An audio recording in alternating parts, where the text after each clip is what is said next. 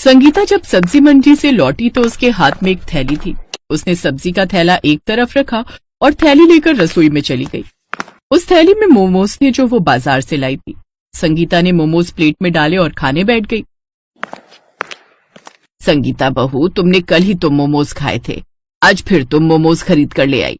ऐसे तुम फालतू खर्च करती हो। वैसे तुम तो सब्जी लेने गई थी, पर थैली में तो एक ही सब्जी है। बाकी पैसे कहाँ गए जो मैंने तुम्हें दिए थे? माँ जी, आलू गोभी लाई तो हूँ। ये दोनों चीजें 50 रुपए की हैं और 50 रुपए की है मोमोज की प्लेट। सत्यानाश, तू 50 रुपए के मोमोज खरीद लाई। अरे तुझे पता भी है निरंजन का काम अच्छा नहीं चल रहा। उसके पास मजदूरी का कोई काम नहीं आ रहा। थोड़ा कमा कर लाता है और तू फालतू के खर्च करने में लगी रहती है। पता नहीं तुझे मोमोज खाने की आदत कहाँ से पड़ गई। अरे इतने की 2 टाइम की सब्जी आ जाती। आज के बाद बाजार से सारा सामान मैं लाऊंगी। तू बिल्कुल कोई सामान नहीं लाएगी। मम्मी, अब आप मोमोज कैसे खाओगी? मोमोज तो मैं खा कर रहूंगी। अगर मैं बाहर से मोमोज नहीं ला सकती तो मैं घर पर मोमोज बनाऊंगी। संगीता ने ठान लिया था कि वो मोमोज तो खाकर रही। अगले दिन जब संगीता की सास सब्जियां लेकर आई तब संगीता ने उनमें से कुछ सब्जियां निकालकर छुपा दी। संगीता चोरी छुपे मोमोज बनाकर खाना चाहती थी, इसलिए उसने अपने घर के आंगन के पीछे एक मिट्टी का चूल्हा तैयार किया और उस पर मोमोज बनाए। संगीता जब प्लेट उठाने के लिए रसोई में गई तभी उसकी सास ने उसे टोक दिया।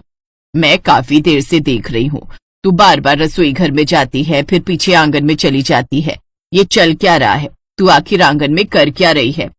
वो कुछ नहीं माँ जी, बस ऐसे ही टहल रही थी। चल बिट्टू, तू मेरे साथ आंगन में बैठकर पढ़ाई कर लेना। अब संगीता के पास प्लेट नहीं थी, तभी उसे एक आइडिया आया। उसने पेड़ के कुछ बड़े बड़े पत्ते तोड़े और उन्हें आंगन में लगे नल के पास पानी से धो दिया। मम्मी, आप ये क्या कर रही हो? इन पत्तों से आप क्या करोगी? धीरे बोल, तेरी दादी आ जाएंगी, फिर वो कभी ऐसे मोमोज नहीं बनाने देंगी। अब संगीता ने घर पर चुपचाप मोमोज बनाना शुरू कर दिया। मोमोज बनाने में सब्जियां लग रही थी। अब सब्जियां गायब होने की भनक सास को लग गई। बिट्टू, मुझे सच सच बता, सारी सब्जियां तेरी मम्मी चोरी करती है ना? देख, तू मुझे सच बोलेगा तो मैं तुझे टॉफी दूंगी। दादी, सारी सब्जी मम्मी अपने मोमोज बनाने में लगा देती है। मम्मी और मैं रोज मोमोज खाते हैं। मम्मी पत्ते वाले मोमोज बनाती हैं। अभी भी मम्मी पत्ते वाले मोमोज बना रही हैं। मैं खाने जाऊं दादी? और मेरी टॉफी भी दे दो। अच्छा, तो ये बात है। अब संगीता घर पर मोमोज बनाने लगी है। तभी निरंजन आ जाता है। निरंजन के साथ आज उसका दोस्त था। नमस्ते माँ जी। नमस्ते भाभी। और बिट्टू कैसा है? बस ठीक हूँ बेटा, बाकी सब तो तुम जानते ही हो। तुमसे क्या छुपा हुआ है? कोई बात बनी निरंजन बेटा? नहीं माँ, मालिक ने मना कर दिया। अभी मजदूरी का कोई काम नहीं है, 1 महीने बाद ही काम आएगा। संगीता सुनो, मेरे और मदन के लिए कुछ खाने का ले आओ। हम दोनों ने आज बाजार में कुछ खाया ही नहीं। घर में तो कुछ भी नहीं रखा है। एक काम करती हूँ, मैंने जो मोमोज बनाए वही दे देती हूँ। संगीता ने जो पत्ते वाले मोमोज बनाए थे वो निरंजन और उसके दोस्त के लिए ले आती है। अरे वाह, पत्ते वाले मोमोज, ये तो मैंने पहली बार खाए। इस तरह से तो मार्केट में भी कभी मोमोज नहीं मिलते और खाने में भी बड़े स्वादिष्ट हैं। भाभी, तुम तो एक ठेला लगा लो, खूब बिक्री होगी। निरंजन सही कह रहा हूँ, इस तरह से पत्ते वाले मोमोज हमारे शहर में कोई नहीं बनाता। खूब बढ़िया रहेगा काम।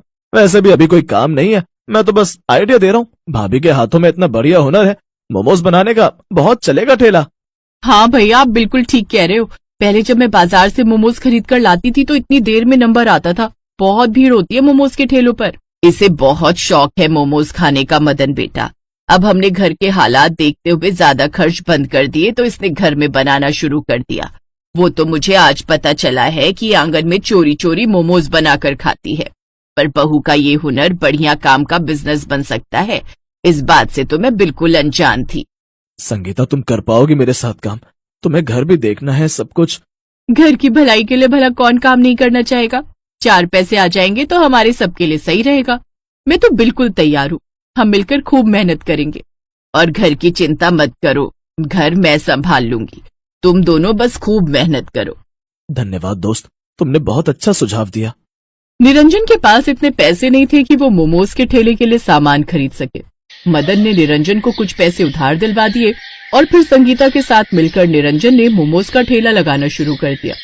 संगीता बिल्कुल साफ सुथरे तरीके से ताजी सब्जियों के पनीर, सोयाबीन वगैरह के मोमोज बनाकर तैयार करने लगी थी। ठेले पर वो पत्ते में गरम गरम मोमोज और साथ में चटनी देती। संगीता के लिए ये बात अच्छी रही कि सर्दियों की शुरुआत हुई थी। सर्दियों में पत्ते वाले गरम गरम मोमोज हर ग्राहक की पसंद बन गए थे। संगीता के ठेले पर अब ग्राहक बन गए। सोशल मीडिया पर भी संगीता के पत्ते वाले मोमोज की चर्चा होने लगी। दूर दूर से लोग उसके हाथों के बने मोमोज खाने आते थे। संगीता के हुनर के कारण कुछ ही दिनों में निरंजन अच्छी खासी कमाई करने लगा और फिर एक दिन संगीता और निरंजन घर में सबके लिए नए गरम कपड़े खरीद कर लाते हैं। शॉल और नया स्वेटर देखकर संगीता की सास की आंखों में खुशी के आंसू थे। माँ जी, ये मैं आपके लिए भी नया शॉल और स्वेटर लाई हूँ, पहनकर और ओढ़कर बताओ कैसा लगा। संगीता बहू, गरीबी के कारण तुमने हमेशा अपने मन को मारा। मैंने तुम्हें फालतू खर्चों के लिए टोका, फिर भी तुम मेरे आगे कभी नहीं बोली, हमेशा मुझे सम्मान दिया और आज तुम्हारा यही मोमोज का शौक तुम्हारा बिजनेस बन गया। मैं बहुत खुश हूँ कि मुझे तुम जैसी बहू मिली है। जीती रहो बहू, हमेशा खुश रहो, खूब सफलता पाओ। संगीता और निरंजन ने खूब मेहनत की और धीरे धीरे उन्होंने ठेले से एक बड़ा रेस्टोरेंट बना लिया, जहाँ पर पत्ते वाले मोमोज रेस्टोरेंट की स्पेशलिटी थे। कहते हैं मेहनत और ईमानदारी से यदि कोई भी काम किया जाए तो वो काम हमेशा खुशी और तरक्की ही देता है।